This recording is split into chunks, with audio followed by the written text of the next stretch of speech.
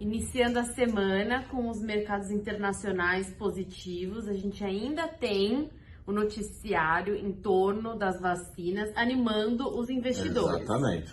Todos os mercados globalmente, o foco é vacina. O nome do jogo é vacina. Parece que esqueceram todo o resto, né, cara? Exatamente. Na verdade, tem uma preocupação, sim, com essa segunda onda. A gente sabe que o setor de serviços é o setor mais prejudicado. Inclusive, a gente começou essa semana com dados de PMIs, de manufaturados e serviços para a região do euro.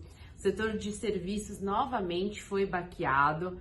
O PMI manufaturados, que é do setor industrial, também mostrou aí uma piora, mas só que uma piora não tão ruim quanto o mercado estava esperando, e isso acabou injetando otimismo. Até um certo otimismo de volta nos mercados. Exatamente. Então, a notícia em torno da vacina dá uma perspectiva de que a velocidade não vai ser tão prejudicada, a velocidade da recuperação da economia global, que era esse o temor. Exatamente. Só que, por outro lado, a gente tem que monitorar, porque quando a gente fala, numa recuperação um pouco mais lenta, os investidores ainda estavam sendo amparados pela expectativa de um pacote fiscal e de um afrouxamento monetário adicional, ou seja, Federal Reserve e Banco Central Europeu, que são os dois principais bancos centrais do mundo, mantendo a taxa de juros baixa, e também os programas de compras de ativo. E pelo lado fiscal, a gente sabe que tem ainda uma expectativa de como que vai ser esse pacote nos Estados Unidos, ainda não tem nada muito claro,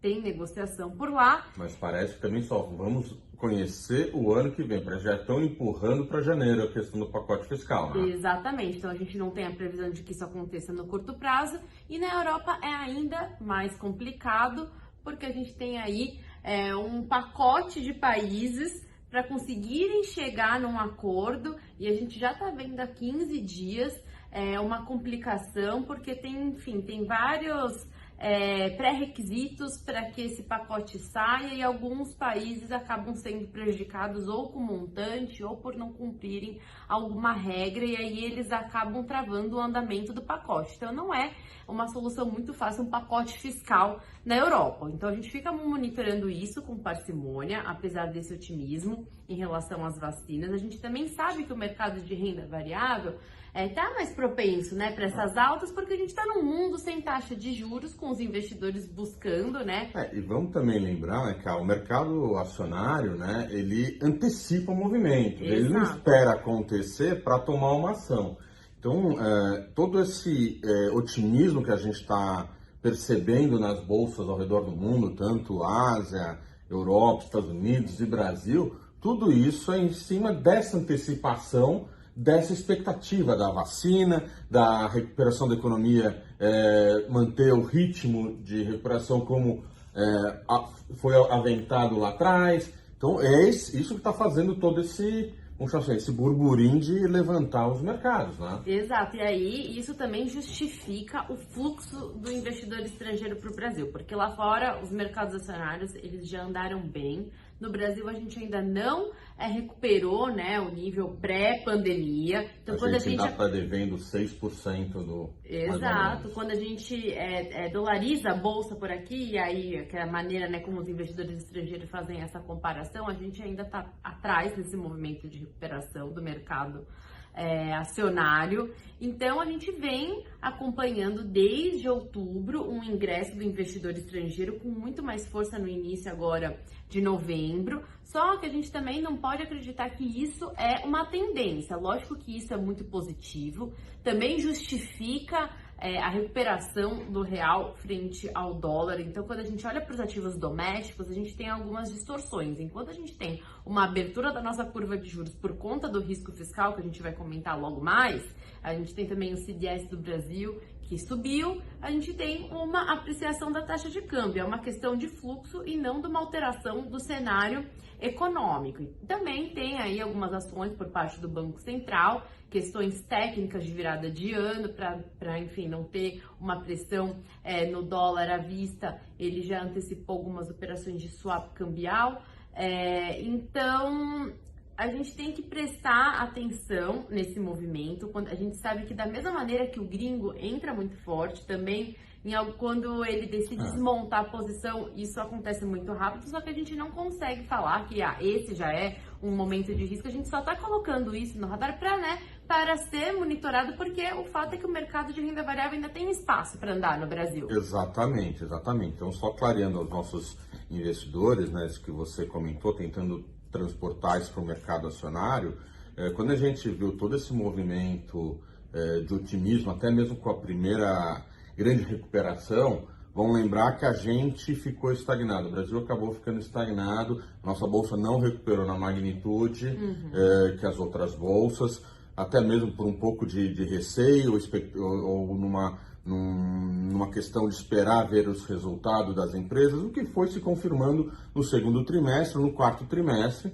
e a nossa moeda, que acho que é o fator determinante para esse agora movimento de entrada de recurso do estrangeiro, ela continuou sendo depreciada, né? Então a gente chegou aí a níveis de 30%, 40%, se não me engano, da depreciação da moeda, o que nos leva ainda maior ainda esse leque aí, quando a gente bota a bolsa em dólar, a patamares muito baixos. Tá? Então, quando a gente começa a ver, agora nesse último trimestre do ano, pós já resultado do segundo e terceiro trimestre, que globalmente se mostrou positivos, né? Os resultados vieram acima das expectativas. O ambiente microeconômico é muito bom das empresas. Exatamente, o ambiente micro positivo, o ambiente macro com esse otimismo por questões da vacina. Então, o que o investidor estrangeiro começou a ponderar foi justamente, então agora eu vou começar a olhar as empresas que têm valor, né, que a gente chama de empresas de valor, que soltaram resultados positivos e ainda que têm relativamente estão atrasadas ao Ibovespa. A gente olha o setor financeiro, que ainda está a 20%, 30% atrás do índice, em queda no ano, setor de construção civil, proteína, algumas empresas dos setores, vamos chamar assim, de locomoção. Então, tudo isso fez com que o estrangeiro ponderasse, então eu vou correr o risco de, no ano que vem, ter alguma coisa em relação ao fiscal, mas eu não posso perder esse espaço aí de retorno. Exatamente, de retorno e recuperação no curto prazo. Como você bem colocou, a gente está num ambiente de juros internacional de zero. Então, até negativo, quando a gente considera os juros real. Exato. O investidor ele está avesso a procurar mais risco. Então, ele juntou esse movimento, tá, de um otimismo global, com esse distanciamento da nossa atual bolsa para o resto das bolsas mundiais, e fez essa relação, falou, eu vou voltar a entrar. Se no começo do ano a gente chegou a ter uma saída de estrangeiro aí de 70 bilhões, hoje, só em outubro, a gente já está em 25 bi de entrada de estrangeiro, o que nos traz o nosso déficit no ano, que chegou a bater esses 70 bi, para algo em torno de 30 e poucos bilhões. Vamos ficar positivo?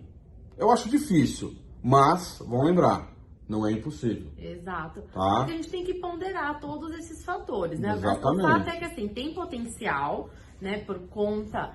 quando a gente fala micro, a gente não está falando do micro pensando em infraestrutura no Brasil, a gente está falando do micro pensando no resultado das empresas, como as empresas passaram por essa crise, olhando para o fundamento das companhias que estão listadas na Bolsa, essas empresas, elas mostram espaço para realmente sustentar um movimento de recuperação. Mas o fato é que o ambiente macroeconômico tem as suas instabilidades quando olha para o cenário doméstico, que é relacionado ao fiscal. Nós não temos uma tratativa muito clara do orçamento para 2021, a gente segue com isso em aberto e acaba deixando os investidores temerosos sobre o futuro da economia brasileira, não por conta do potencial, mas realmente porque a gente precisa sinalizar com clareza, porque senão a gente não consegue sustentar, né, esse investidor estrangeiro no mercado doméstico. Então a gente tem que monitorar como que está esse cenário político. O cenário político não é nada bom, a gente segue com obstrução das votações dentro do Congresso. O governo não está conseguindo driblar esse problema em Brasília. tem a expectativa de que após o segundo turno da eleição municipal, agora no final de novembro, pudesse andar a PEC emergencial ou votação de reforma tributária. Não tem nada claro em relação a isso, porque na verdade a gente já trouxe aqui algumas vezes a nossa colocação que a gente acredita que tem uma data que é ainda muito mais importante que a eleição municipal, que é a eleição da presidência da Câmara e do Senado, e a gente sabe que tem, desde a virada do semestre, toda uma tratativa em relação à possível reeleição do Alcolumbre e do Rodrigo Maia, sim, que vem nesses últimos meses negando essa reeleição, mas não tem nada muito claro. A gente sabe que dentro do Centrão ele ainda continua sendo considerado um forte candidato. Então a gente tem essa data que acaba inclusive atrapalhando muito o andamento dessas pautas dentro do Congresso. Já semana passada a gente teve a fala do ministro Paulo Guedes em relação a utilizar a reserva. Isso não pegou bem. A gente sabe que essa aqui problema fiscal é tratado com política fiscal, e essa questão de usar a reserva, enfim... Não dá para misturar fiscal e monetário, né? Exatamente.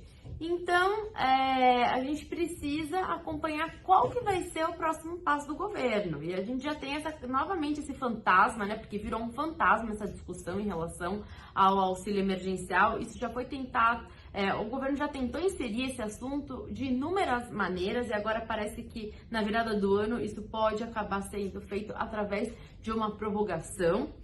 Então, é muito complicada a situação. A gente está vendo isso na curva de juros, né? Os investidores exigindo mais prêmio. Essa semana o Boletim Focus mostrou uma revisão altista da taxa Selic, que estava em 2,75 fim de 2021, já teve um movimento de correção para 3%. Também temos a divulgação de dados de inflação esta semana. A inflação, apesar da gente ainda ter uma atividade econômica muito fraca, com o setor justificando ainda um arrefecimento da demanda, principalmente quando a gente olha para o setor de serviços, e a gente vem também comentando ao longo dos últimos meses que tem uma pressão localizada em alimentação. Os IGPs têm essa preocupação por conta das commodities que são exportadas, e nos preços industrializados, principalmente, a gente tem um problema grande em relação aos estoques de muitos produtos. Então, a gente ponderou aqui que a gente acredita que muitos preços industrializados,